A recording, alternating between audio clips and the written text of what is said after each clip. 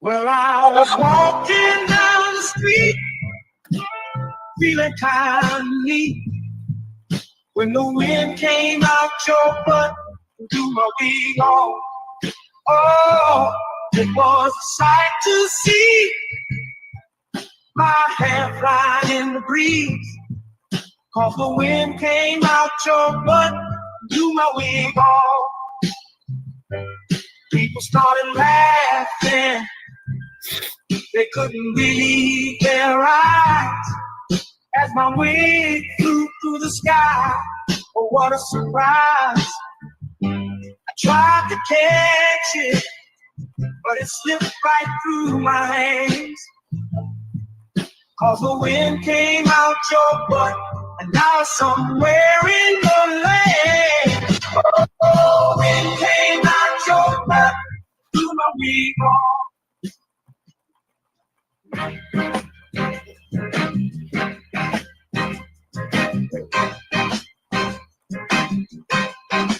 Baby, you drive like shit. Did you see that car that you almost hit? I'd rather take the bus instead. Riding with you, I'm gonna end up dead. Don't ask me if I need a lift. Baby, you drive like shit. She just ran through always stop. I ain't trying to get stopped by the cops. Baby, why the hell did I let you drive? It's a miracle that you're still alive. Don't ask me if I need a lift. Baby, you drive like shit.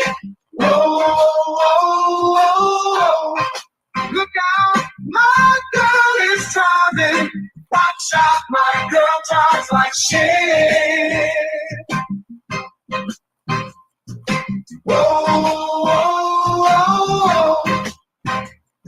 My girl is driving. Watch out, my girl drives like shit.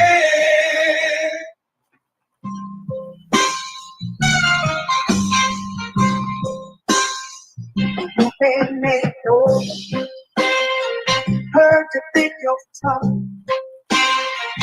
Gotta let you know I will fuck you up. I whoop that ass, talking all that shit, spank that ass till you tap like a bitch. No, I ain't playing. I'm here to kick ass. Whoop that ass. It's time to punch face. I'm the one who brings you pain in the ring. I whoop that ass until the bell rings. Already know that I do not play. Throw a punch like I'm cutting down hay. I whoop that ass every single night. Spank that ass till they stop the fight.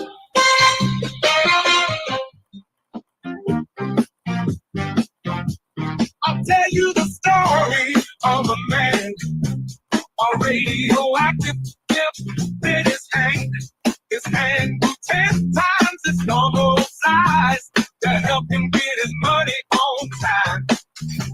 He knew if the bitch was telling a lie, which was 100% of the time. Superpowers to make a bitch listen, then get her naked with sex-ray vision. Keep a police station in a single bound, slapping bitches down to the fucking ground. His name was famous across the land. They called him the pimp named Superhand. Oh shit, yeah, the pimp named Superhand. He had powers no other pimp had. Oh fuck yeah, pimp named Superhand. That motherfucker was super bad. Asking for dinner ain't asking for much. You had one job and still fucked it up. Sometimes you gotta learn respect. I use my gift hand to correct. It's called a big slap, slap. Come get your face hate the texture of your hair? Who taught you to hate the color of your skin to such extent that you bleach to get like the white man? Who taught you to hate the shape of your nose and the shape of your lips? Who taught you to hate yourself from the top of your head to the soles of your feet? Who taught you to hate your own kind? Who taught you to hate the race that you belong to? So much so that you don't want to be around each other. No, before you come asking Mr. Muhammad, does he teach hate? You should ask yourself, who taught you to hate being what?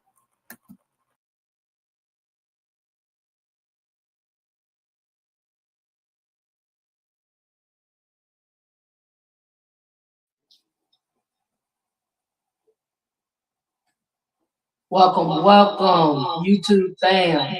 Glad to have you back once again. I am your host, Kenny Jackson, here at School for Justice. And on this evening, we're going to check out this content real quick that is pertaining to a pastor that gets arrested. Let's see what he did there in his local county, there in his hometown, and what all happened. So I'm going to go ahead and put this content up on the screen. Please relax, join in, get your popcorn, get your wine, whatever you may need, and relax, kick back, and stretch your legs out on the couch and enjoy the show with me. Please like, subscribe, and share. I would greatly appreciate it. All right, so I'm going to go ahead and jump on the topic tonight. Give me 1 second to add it to the screen here. All right.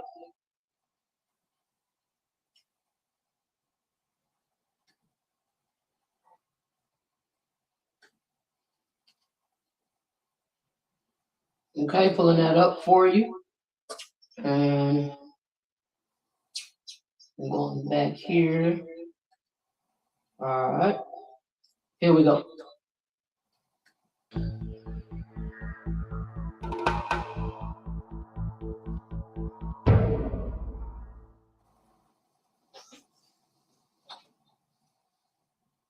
Welcome to Audit the Audit, where we sort out the who and what and the right and wrong of police interactions. This episode covers identifications, reasonable suspicion, and obstruction, and is brought to us by al.com's channel. Be sure to check out the description below and give them the credit that they deserve.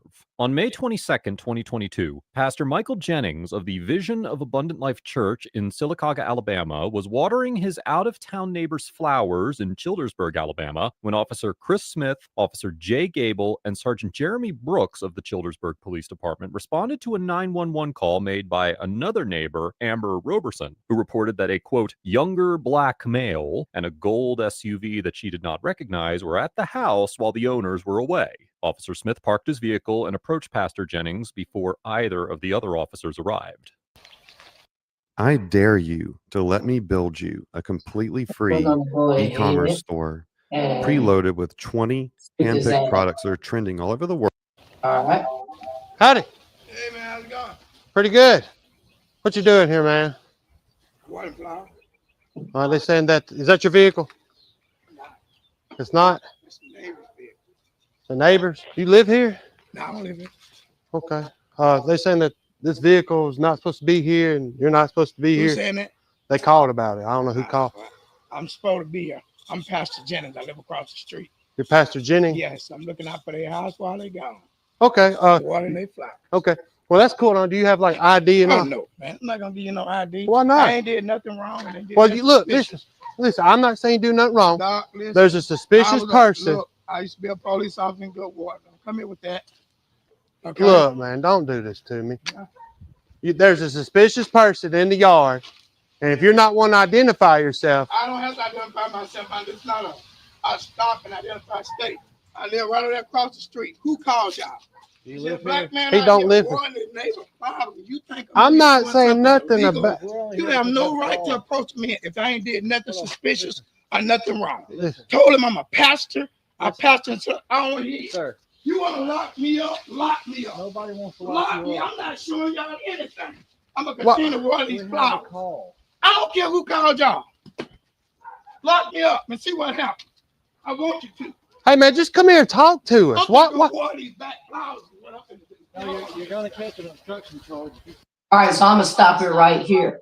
Okay, so the man clearly explains to you He says who he is. I am Pastor Jennings. Live right up the road. I'm here watering my neighbor's plants. They are out of town. He said, I used to be a police officer. Okay, so then the agent is like, man, don't do this to me. Do what to you? He told you who he was, and then he asked you a question. Who called you? Why are you here? I just clarified who I am and what I'm doing. When you rolled up, it was a man standing in the yard with a water hose and sprinklers, watering the yard, watering the glass, watering the grass, and watering the plants. So how do you see suspicious activity going on of any crime? Man, this is petty. Like, okay, so we're gonna see where it goes at from here, y'all. It don't make any sense. You can do whatever you want. Do it. Do it. We're just trying to talk to you, man. Come here. We got one that's not listening to us. Look, man, let me see your phone. Let me see your phone, dude. Just calm down, okay? No. Stop. I like this. Okay. We're just trying to talk to you and see. I don't want to argue with you, okay? All right, go ahead and do what you got to do, Doc. Do what you got to do. Go on and lock me up. Look, just have a seat. You're not locked up. You're It's just already a lawsuit, Yes, Doc. sir. Yes, sir. It's already a Okay. lawsuit. Just have a seat, okay? sit down, man. Just Okay, let me call my wife. you're not calling My nobody. son just got racially profiled in Michigan. He's got his master's degree. He's an athletic director. 3 police profiler came in. I was ex-police officer from Goodwater. I told you I'm a pastor. Okay, look, man. Who called y'all? We That's what I'm I trying don't to have tell to ID you myself. will not I listen. I have a call on you. You have to identify yourself to me. You I don't. understand what No, I'm I telling don't. you? No, I don't. Officer Gable screams at Pastor Jennings, claiming that he must identify himself to the officers because they received a call on him. In fact, throughout the encounter, the officers repeatedly claim they have a right to identify any person involved in a 911 call. However, as we have discussed many times on ATA, officers cannot arrest an individual for refusing to identify themselves unless they have the reasonable suspicion necessary to detain them. And the state has enacted a stop and identify law that requires the individual to identify themselves under the circumstances. Under Section 15-5-30 of the Alabama Code, a police officer, quote, may stop any person abroad in a public place whom he reasonably suspects is committing, has committed, or is about to commit a felony or other public offense, and may demand of him his name, address, and an explanation of his actions. While Pastor Jennings was on private property when the officers approached him and demanded his identification, that does not necessarily mean that he was not in a public place for the purposes of this statute. In the 1983 case of Schultz versus State, the Court of Criminal Appeals of Alabama held that a vehicle was in a public place within the meaning of Section 15-5-30 when it was in an open cotton field on private property 300 or 400 yards from the highway because, quote, its headlights and its movement were clearly visible from the public roadway from which it was cited by the deputies. Applying this logic, a court would likely conclude that Pastor Jennings was in a public place for the purposes of the Alabama Stop and Identify statute, as he was much closer to the public street, and his actions would have been clearly visible to anyone using that roadway. However, the officers still would not be permitted to detain and identify Pastor Jennings under this statute unless they had reasonable suspicion that he was committing, had committed, or was about to commit a felony or public offense. We will discuss whether the officers had reasonable suspicion later in this episode, but for now, it's important to note that even if the officers had the required level of suspicion to detain and identify Pastor Jennings, the statute would only authorize them to demand his name, his address, and an explanation of his actions. Pastor Jennings provided this information within the first few seconds of his encounter with Officer Smith. Although he did not provide his first name and merely stated that he lived across the street instead of listing his exact address, the officers did not ask him to provide this information. Instead, they repeatedly demanded that he provide identification, despite the fact that the statute clearly does not authorize. All right, so I'm gonna stop it right here for a second. So what we just read, just to break all that down, what they showed as far as the codes and the statutes, he's in the state of Alabama, Goodwater's, Alabama, pretty much the county where he lives. And so they're in that state, in Alabama, right? You only are required to show your ID in a public area. This man is on private property. He's at a residential area, a house, a home on private property. Okay. Then the officer wants to say, well, I got one not listening to me, and he's calling for backup. Calling for backup. The man is literally being a good Samaritan and helping his neighbors, watering their yard, their plants while they're gone out of town. He has their permission to be there. That should have been the end of it, period. Clip that. So we're going to see how this is going to play out, man, because it does, when you got real crimes going on out here in the world and real victims, you'd rather waste your time and taxpayers' money on nonsense. Completely ridiculous. Authorize them to do so. I think it's going to be. Please call my wife right quick. We're going to wait off. All right. Will y'all sit with him, Jeremy? I'm going to go over here and see if it's 6 people over here to call. Hey, you know what? 10-15. 10-15. 10-15. I ain't going to sit there and have that, dude. No, you ain't letting nothing now. Picked a great name, but your voice doesn't quite match it? We have a fix. VoiceMod gives you over 150. I'm on this car. I mean, I don't know if they called. I mean, I saw the goat SUV. So, and I saw him outside, and all I did said, hey, man, do you live here? No. Is that your car? No, it's the neighbor's. Do you know that gentleman? Yeah. You do? Yeah. Okay, so before we get to the witnesses or even the person who called on him, somebody right there in the neighborhood, somebody who knows him, who made this bogus ass phone call. You're talking about 10-15, 2-15 for what? That's for arrest. That's the code, the run in for arrest. 2-15, now bump that, 2-15. For what? The man sat on down on the porch. He's telling you who he is, what he's doing there. He minding his business. He asked y'all who called, and then he explained, his son had a run in the state of Michigan not long ago, and he said, if you're going to lock me up, just go and lock me up. Yeah, now I ain't going through all this. 2-15 for what? Now the man wants to be arrogant. The other backup officer, bump that. We ain't going back and forth. He wasn't going back and forth with you. All you had to do was have him call the actual people, the owner of the residence, reach out and contact them, and they would have told you they knew him, and he had permission to be there. And that would have squashed that. It would have been settled. Okay, we're going to see. This is the neighbor or one of the neighbors and the witnesses in the neighborhood that the officer is finna speak with. Does he have He lives right there. Okay, does he have permission here to be watering flowers? He may, because they are friends. Okay. And they went out of town today. So Right. he may be watering their flowers. Okay. He may, because they are friends. He has permission. They are going out of town. So she, as a neighbor, she lives next door to the people's house that he's watering the yard at, right? She's verifying that they are going out of town and they are friends with this gentleman, with Pastor Jennings, and he may have permission to be there and water the yard. So that confirmed Jennings' story, his own story, what he said, that they going out of town, I'm watering my neighbor's yard while they out of town. They know I'm here. These are my peoples. All right, man. And they want to charge him and arrest him. Please tell me for what? What do you see? What do y'all see is going on in this scenario? What direction can this, because this have been avoided in? Because it's going down the wrong direction, clearly, as we see. But how could this have very well been avoided? Please fill me in. Tell me what you see and what's your thoughts according to the law. Okay, according to the law, I would love to hear from you.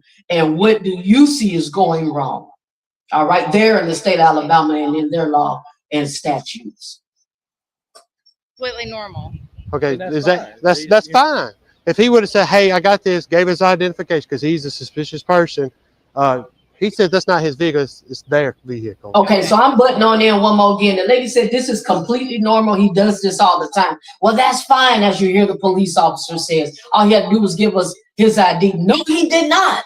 No, he did not have to give you his ID. That is not legally required. He's on property premises. And he told you himself he is an ex-police officer. So he is very well and informed and aware of the law. Come on, man, give me a break. And call. Like, Yeah. we're here Okay. because we're called here. I don't know who called, but somebody did. Yeah, he lives right there, and he would be watering their flowers. This is probably my fault. Okay. Do you know who Roy Malum is? That's the person that owns that vehicle, Roy Ask Malum. him who owns the house. I don't know the guy's name. Listen, let me talk to you. Who is Roy Malum? That's you, ain't it? I'm Michael Jennings, sir. You're Michael Jennings. Who is Roy Malum? I don't know. Okay, that's who that vehicle belongs to. Yeah, that's Who all I lives know. in- His name is Roy. That's who lives here? That's Roy. I call him Roy and call his wife Connie, and I've been dealing with him for 7 years that I've been Yeah. living here. They are friends. Yeah, I'm sorry I got to about keep that. their flowers watered. Listen to me, man. Listen to me. We are Anytime the actually police come out and they say, we want to identify you, you have to identify yourself because there's a reasonable suspicion. There's a reasonable man. There's a That has to vehicle. commit a crime. There's a reasonable suspicion that you're here. It's not a crime. Yeah. If you would have said, yeah, here's my name, here's everything, we No, were like, I okay. told him my name. I You don't didn't have tell to me give your him- name. I decided he asked me who I was. I said, You didn't give it to me when I first Pastor asked. Jennings. Pastor Jennings. That's not a name. That's a pastor. Yeah. I need your The way name. y'all handle this situation was totally wrong.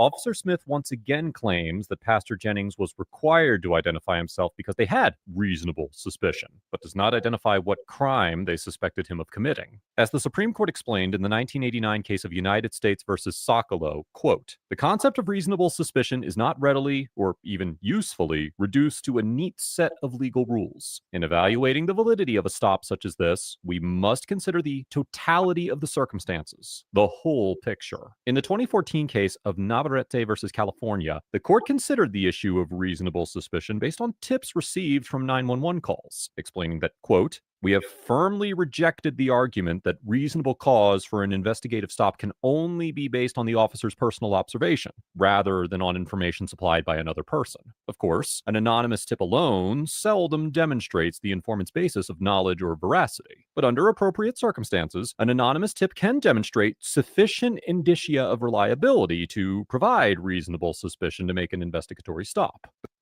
If you paid for generic Viagra at CVS, you got scammed. You need to wake up.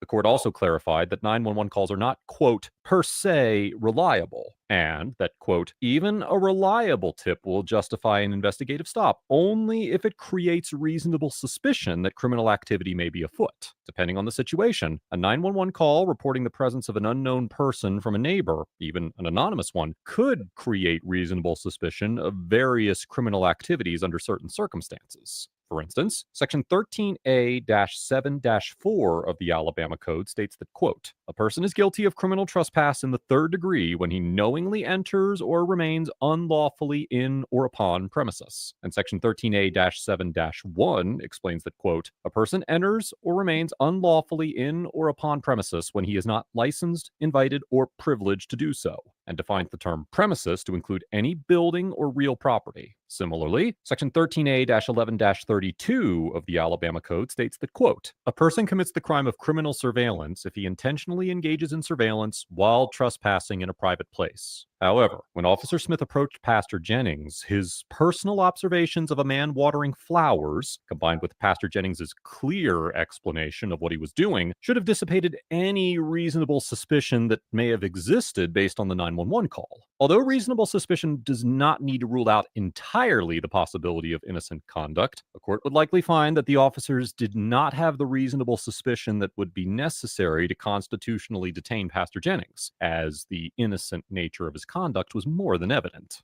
Well, listen, You racial profile. we're not racial profile. Yes, you did. No, sir. No, sir. We're not about I that. told okay? you I was here watering the flowers. But it's How do I know that's the truth? Because Anybody I can, had the water hose in my hand. I was watering all the flowers. look, let's sit back in here. Okay. What is your social? I'm not going to give you a social. You need to give me your social. I'll give you my Pastor. name. That's all I'm going to give you. You're not going to run no 27 and 28 on me and get me in the system for no reason. What are we going to do with him? He's a smart man. That's why officer just said here what we're gonna do with him. But of course, he knows what's up. He's been one of you through experience. You're just trying to run his name, get his info to get him in the system. You see the charge of, I guess, disorderly conduct, the failure to obey a police officer. He refused to give any information. He said he's not going to give me his social, but he gave me his name and date of birth. Okay, and she's saying the same thing. She won't give her name because he got arrested. I mean, this could have been all avoided if he would have just. Well, I told her that. And every time I try to tell him, he says, "You good, man? I appreciate this. I appreciate it." You know, because All he does is racial profiling. He's suing. That's all he would say. You couldn't talk to him. Well, wasn't going to detain him until he walked away, started coming to the front yard saying he's coming to water these plants. And then he gets his phone out and he just keeps speeding, walking away. And I said, okay, fine, come here. What's the charges? So just obstruction? Disorderly or obstruction. Obstruction. I'll just do obstruction. Obstruction of governmental operations. You know, we got to have some. Yeah. After already placing Pastor Jennings under arrest, the officers discuss what crime they intend to charge him with. Right. So the host is exactly on point. Now they just getting in cahoots together, trying to make up a crime and figure out a charge, trying to make up, what they're going to do and what charges they're going to bogusly slap on him because they know there is none. So that's what's going down right now in the moment. Briefly considering a disorderly conduct charge before settling on obstruction of governmental operations. Under Section 13A-11-7 of the Alabama Code, an individual commits the crime of disorderly conduct if, with, quote, intent to cause public inconvenience, annoyance, or alarm, or recklessly creating a risk thereof, they engage in fighting or in violent, tumultuous, or threatening behavior, make unreasonable noise, use abusive or obscene language, or make an obscene gesture in a public place, disturb any lawful assembly or meeting of persons without lawful authority, obstruct vehicular or pedestrian traffic or a transportation facility, or congregate with others in a public place and refuse to comply with a lawful order of law enforcement to disperse. Clearly, none of Pastor Jennings' actions during this encounter came remotely close to violating this statute, and that is likely why the officers ultimately decided to charge him violating Section 13A-10-2 of the Alabama Code, which states that, quote, a person commits the crime of obstructing governmental operations if, by means of intimidation, physical force, or interference, or by any other independently unlawful act, he intentionally obstructs, impairs, or hinders the administration of law or other governmental function, or intentionally prevents a public servant from performing a governmental function. However, as a U.S. District Court in the Middle District of Alabama explained in the 2013 case of Kleinschnitz versus Ferris, quote, the public servant must be legally authorized to undertake the action in question in order for interference to constitute obstruction. In other words, this statute would not apply to illegal action by a public servant in performing an unauthorized function. This means that if a court reviewing this situation concluded that the officers did not have reasonable suspicion to detain Pastor Jennings for watering his neighbor's flowers, then Pastor Jennings could not be convicted of obstruction for refusing to identify himself. Of course, as we discussed earlier, Pastor Jennings did not refuse to identify himself. He refused to provide identification. Because the obstruction statute requires that the obstruction be committed by means of intimidation, physical force, or interference, or by any other independently unlawful act, and it was not unlawful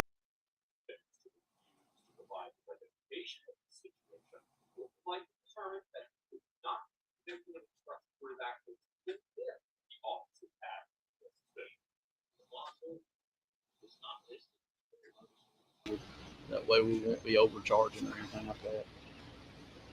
He seems like a reasonable, nice guy. I don't understand. I'll tell you what will happen if you like. Okay. That's my thought. Yeah, Yeah. right there. Hold on, his wife is coming, so you can do this once. Yes, ma'am. Okay, so he's been identified. I'll He's tell you what identified happened. himself. We She's get a call identified here. him and verified. So now we got his family out there. That's his wife, his daughter, his family has came on the scene. They still got him in the back of the police car handcuffed. The officers do. And so they're, of course, verifying his identity and who he is. The only thing Jennings told them is his name, Michael Jennings. Okay. He never gave him his date of birth, social security number, or none of that. Well, he might have gave the date of birth, but he never gave a social security number, just basically his name. And so now his relatives and family is there to verify his identity. Who he is and where he lives. We say, hey, Your phone sir, is at the we have a house. call here. What do you want to We see? need you to identify yourself, please. Like, no, I'm not identifying myself. You don't have to identify me. We wouldn't listen. He's walking away. So, Okay, of course, so we what do you detain want him. us to do? We don't know what's going on. Gotcha. She does tell us it's a mistake Yes. and all that stuff. But at this point, Oh he's my already God. collected the charge.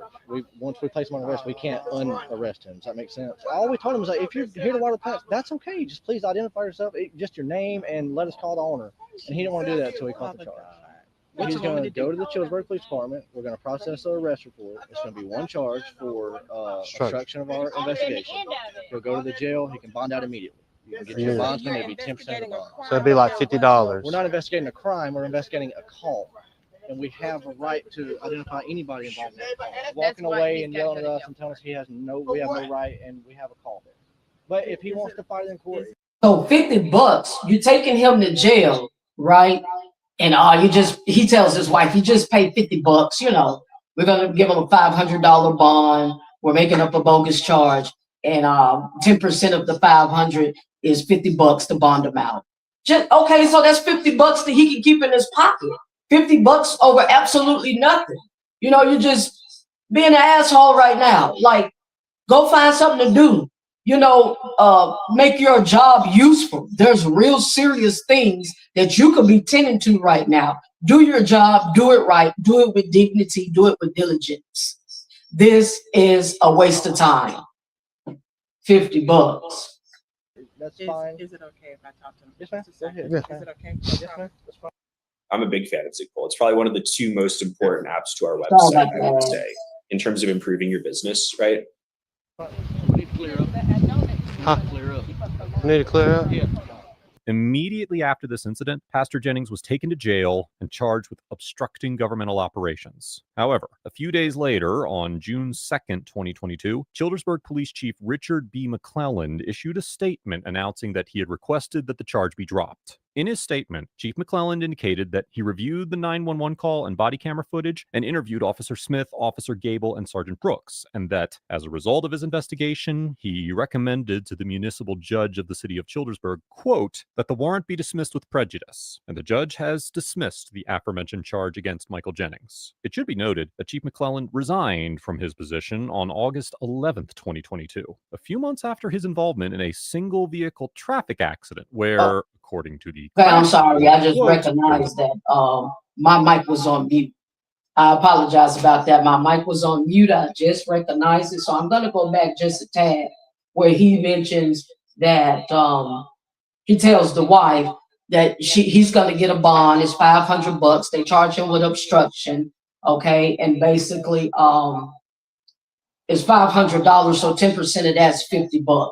$50 he could have kept in his pocket, man. This is a waste of time. Go find something to do. Do your job right with dignity and diligence. There's serious issues going on out here in the world, and you rather waste your time on someone being a good Samaritan. So I just brought it back a tad. I apologize Arrest report. about my mic. One charge for obstruction of our investigation.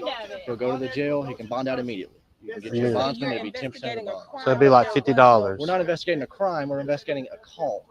And we have a right to identify anybody involved in that call. Walking away and yelling at us and telling us we have no right. So it'd be like $50. He said it's so nonchalant. So I'm going to go ahead and skip back up to kind of where we left off at. And the local, I believe, mayor there requested to the courts that the charge be dropped. And so let's see here. They're in the county. Did to the municipal judge of the city of Childersburg, quote, that the warrant be dismissed with prejudice, and the judge has dismissed the aforementioned charge against Michael Jennings. It should be noted that Chief McClelland resigned from his position on August 11th, 2022, a few months after his involvement in a single-vehicle traffic accident where, according to the crash report, quote, there was a strong odor of an alcoholic beverage inside the vehicle. An investigation into the crash is ongoing and has been turned over to the Office of Alabama Attorney General Steve Marshall. Pastor Jennings is represented by an attorney and plans to file a federal lawsuit in the Northern District of Alabama as of the... And that's basically what happened.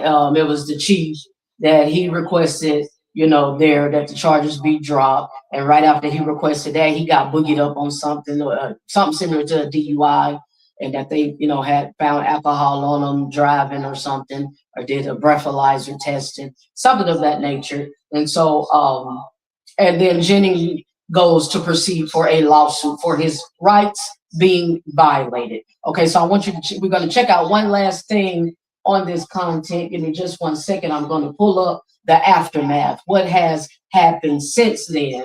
And in question, who called the police? That's the question. We're going to find out who did that as well here in just a minute. And we already see and know of the clues and the hints where it's leading to, it was one of the neighbors. So keep in mind, he's a black man in the South, in Alabama, okay? And surrounded by mainly white, Caucasian neighbors as well. So we're gonna find out who called the police on him and why. What was that about in the first place? All right, so just give me a minute to pull up this content here for you all, and we're gonna check out a little bit more in depth of the situation.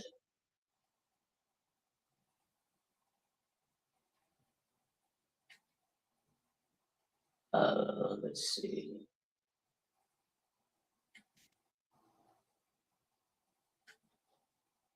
Okay. Give me 1 second. And I will maximize that for you so we can see it fully and clearly. And here we go. I'm supposed to be here. I'm Pastor Jennings. I live across the street. I told you I was here watering the flowers. But How do I know that's the truth? Anybody? I had the water hose in my hand. I was watering all the flowers. Couple of dynamics here I need to highlight for the record. Number one, Pastor Jennings did identify himself. Number two, he did identify his address by pointing directly to his home. Number three, his wife did come out later and present another form of identification that was disregarded by the cops. In addition to that, when they called this in, they said, and I quote, "We got one who's not listening to us." You see, that is not a statutory violation whatsoever. There was no reason for the police interaction. Pastor Jennings was completely correct in his assertion of his rights as a man in Alabama. There's a lot more. So we do have Pastor Jennings. We also have Bethany Embry Jones, who is his lawyer. His other lawyer is Harry Daniels, civil rights attorney. We have Ms. Jones with us and Pastor Jennings. Thank you both. Welcome to Indisputable. Thank you for having me. Absolutely. Pastor Jennings, I'm going to start with you. I would like you to give us in your words, how did you feel that day? And what was going through your mind as you were being taken to jail for literally being a good Samaritan? Well, in 1776, we have what we call the Declaration of Independence. It says we hold these truths to be self-evident that all men are created equal, and we are endowed with power from our Creator to live life, liberty, and pursuit of happiness, to have that. And I felt like they took away my pursuit of happiness, and I felt like I was kidnapped. And when it first come up, when the officer first approached me, I knew it was something insidious because of the way that he parked around back. He slowly parked around back and walked around front. If I was burglarized, and he didn't want to stop a burglar, he wanted to catch a burglar. So when he came up, you'll notice that the first part of the video, he didn't get agitated until I refused to give my ID. So, and then if you'll notice at the last part of the video, he was agitated because I didn't give my ID. Even after I was ID'd, he was still agitated because they want to get you in the system. They want to see, you realize you done messed up, so let me see if I can find something. So that's what I think it was alluding to. But it was shameful and it was surreal. I couldn't believe that was happening. I watch your show all the time. I'm a fan, and I didn't think I would end up on it. Whoa. What's that? I just built a budgeting app in Base 44. Guys, Nina just built an app. Wow, Pastor, well, thank you for being a fan of the show. That's high honor to me, coming from a man like yourself. And I appreciate how you stood up for yourself and stood up for your rights. Let's talk about what happened after you were arrested. We actually were the first news outlet to get the video, the full video of the arrest. We can hear the police officers basically trying to figure out what to charge you with. For this question, I'm going to go to Ms. Jones. Ms. Jones, I know by now you have heard that video where the officers are trying to figure out what in the world can we charge this man with? And it seems as if they're making it up as they go. Can you give us some insight to that conversation legally? And what claim did they initially use to justify the arrest? We know the charges were eventually dropped, but what did they initially say was the reason for this arrest? Initially, they said that he was impeding an investigation. They had got a call for a suspicious person, and that because he wouldn't give his identification, he was impeding that investigation. However, like you said, as you listen on the remaining portion of the video, they're like, well, what do we charge him with? They even said a couple of times, well, if he's lawfully on the property and he has permission to be here and he has permission to water the flowers, then he's not trespassing. So they couldn't charge him with trespassing. So they knew after the neighbor identified him, which was like the 5th time he was identified, she identified him and she even said he has permission to be on the property. They are friends. He waters their flowers all the time while they are out of town. This is my fault. They still had nothing to charge him with.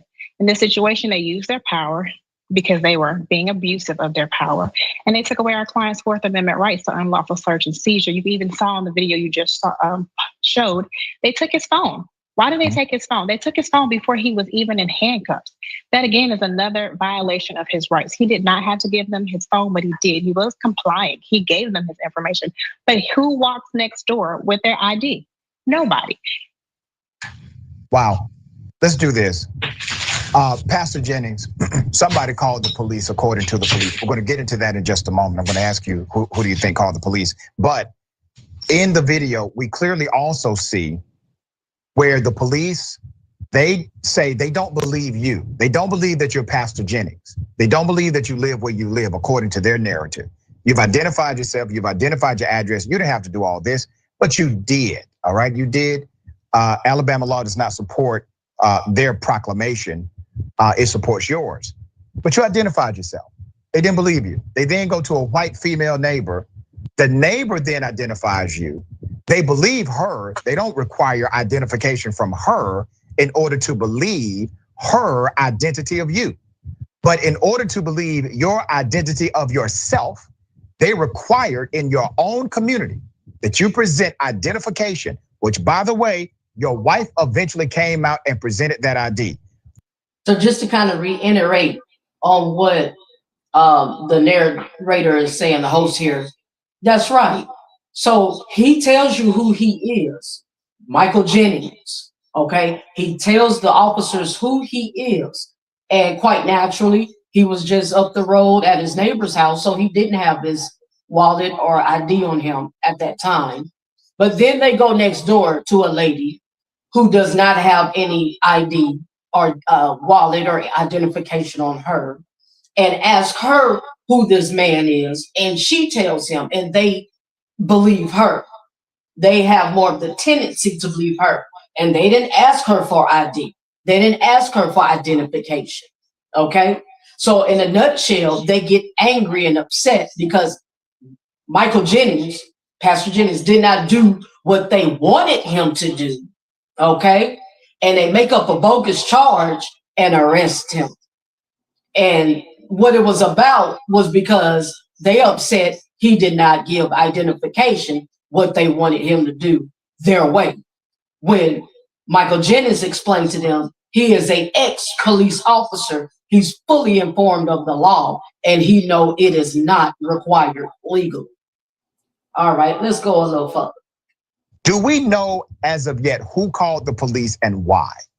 Yes, it was the neighbor, the one that explained. As a matter of fact, she said in the video, "It's my fault." She said, "It's my fault." And as far as I know, she constantly asked them not to arrest me when I was inside the car. She was asking them, "Do I have to be arrested?" And I think the reason I was arrested because one of the officers, if you could hear it on the video, he came up screaming at me saying, "Shut up, shut up, shut up, you talk too much." And I said, "You don't holler at me, boy, I'm a full grown man." And he said, 10-15, lock him up. Now, Pastor, you've been a pastor in Alabama for a long time. You have worked as an advocate for those who need spiritual guidance, but you also are well aware of the law. Yes. At what point during this interaction did you realize these guys are going to illegally arrest me? At what point did you realize that? When I got ready to walk off and told them, you can't hear this on the video, I think it was cut. I walked up, I said, "I'm going to the back to water the flowers. Y'all do what you got to do." He said, "If you walk away from me, I'm going to arrest you." That's not said on the video. And as I walked away and they grabbed my arm, that's when it got surreal. I'm like, for real? You know, they're going to do this? And it even agitated me more. But I knew then they were going to at least arrest me and hold me for, detain me through a 1026. Pastor, how long? So y'all, we find out who calls the police, a neighbor. And when they actually have another neighbor that lives up the road or whatever, or maybe across the way, across the street from the neighbors that was out of town, the neighbor's yard that Michael Jennings' yard he was in, right? And then when they actually get him in the back seat of the car, handcuffed and arrested him, she goes out and talks to the officers and say, this is my fault. I made a mistake. I got it crossed up. Y'all let him go. And they still put him in jail anyway. So what we're watching now here on the Bullpen, this show where Michael Jennings comes and speaks on his story and does an interview, is the lawsuit. The lawsuit with his attorney here in action for police brutality. You know, it's just abuse of authority. There's no other way around it. Have you and your wife lived in that community? About 7 years now. 7 years. And the neighbor clearly, the one who called the police, clearly said to the cops, I made a mistake. I made an error here, okay? At that time, she has now corroborated your story, your ID. Your wife has come out, literally presented ID, pulled it out, tried to hand it to the officers. The officer said, well, it's too late now, basically. It's way too late for that. Let me go to Ms. Jones. Attorney Jones, was it too late for the officers to correct their illegal arrest at that point and let Mr. Jennings, Pastor Jennings, go? We don't believe that. This is Jen Spark. It's like having a full-stack team in one workspace. So we're Watch gonna this. skip this Build ad here. me a professional consulting website. Okay, that's a professional, fully functional working website in literally a few minutes. I went from idea to launch. That it was too late because they indicated that in order for them to do their job, they have to investigate. Well, if she brought the ID, he had been identified 4 other ways. So he had been identified. He had provided enough identification. In this situation, again, like you said, they were trying to figure out what to charge him with. I think because he didn't comply and answer their questions the way that they wanted him to comply, they said, we're gonna lock him up and we're gonna put him in the system and we're gonna make sure that he does not do this to another police officer. But the reality here is they were not following the law. They were not following the law when it truly came to being able for him to identify himself because he was not on public property, he was on private property. That's correct. To my understanding of Alabama law, the only time where law enforcement can say, hey, show me your ID right now is if you are on public property. They do not have that same right on private property. Is my reading of the Alabama law accurate, Madam Attorney? That is correct, yes. Okay, so the pretext was completely unlawful. The affecting the arrest was unlawful. So now what happens, Attorney Jones? Will there be a massive lawsuit against this department? What's the next legal move here? Yes, we are planning to file a federal lawsuit against the city of Childersburg as well as the police department with regards to what has happened to our client. Like I said earlier, his Fourth Amendment rights have been violated. There are some other state laws that have been violated in the situation. And we'll certainly make sure you get a copy of the complaint when we get it filed. Thank you so much. Pastor Jennings, I gotta say this, dear brother. When we saw this story, I had no idea that you were a fan of this show. Just so you know that I'm highly honored that you're a fan of the program. And very proud of how you stood up for yourself. What would you like to say to individuals who are harassed by the police or people who have had their rights violated by law enforcement and they may not have it on video. They may not have corroborators like you do. What would you say to them right now? I would say to them, if you are approached in such a manner, just try to remember everything that took place right before you seek out an attorney. Try to write down everything, date everything that you face. Because I've had a lot of people to come to me and tell me, hey, this happened to me, that happened to me about a year ago. Police did this, but to try to record everything. And by no means am I anti-police. I don't want people to think that because there's bad preachers just as well as there's bad police. That's right. So I wish we could bridge a gap between municipalities and the community. And I know police got a very stressful job, but we can't go out and take our feelings or personal issues out on the community. That only makes it worse. That's right, dear brother. And Pastor Jennings, before you go, let me pose this to you. The community that you live in, obviously your neighbor got it wrong. It is now a national story. How has the response been from those in your local community? it's been very positive. Even I don't hold anything against my neighbors. I still speak to them. Matter of fact, I've talked to her husband since the incident. He was telling me how bad she feels about it. So I love that neighbor just as well as I love the one where I was watering the flower. We may not have to like them all the time, but we have to love them anyway. Look at you, man. So it's still a pretty good environment around here. I haven't received a whole lot of negativity. Pastor Michael Jennings, a true man of God, please tell your family I said hello. Very thankful for your continued leadership.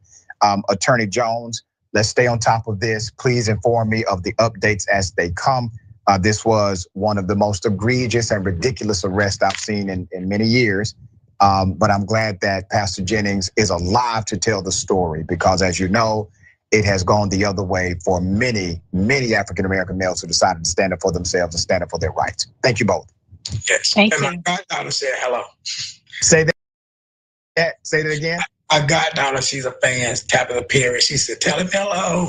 Tabitha, thank you so much. Hello back to you. I'm so humble. I'm so thankful that you all are, that you all appreciate the platforms of truth. Thank you. Thank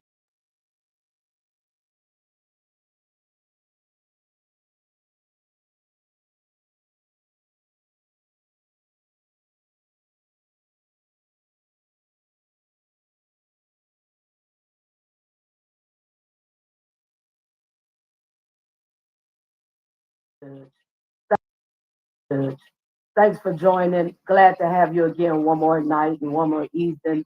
Please continue to join me here at School for Justice, where we live, love, and laugh. And until next time, you all be safe, be easy, take care, and peace out.